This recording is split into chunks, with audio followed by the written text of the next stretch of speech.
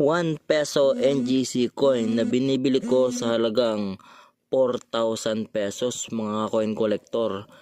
Kung interesado ka po dito, unawain niyo pong maigi ang video.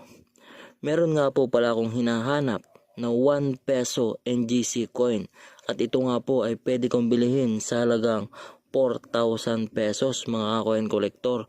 At ito nga po ay ang 1 peso NGC coin na upper mint mark 2018 mga coin collector.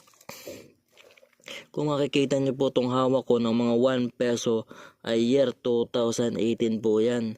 Bagong bili po natin ng mga brilliant condition o brilliant uncirculated condition. Ito po ay nabili natin sa bandang Marikina at nagkakahalaga nga po sa halagang 4,000 pesos mga coin collector. Ayan po, kita nyo po yan, ang taon yan 2018.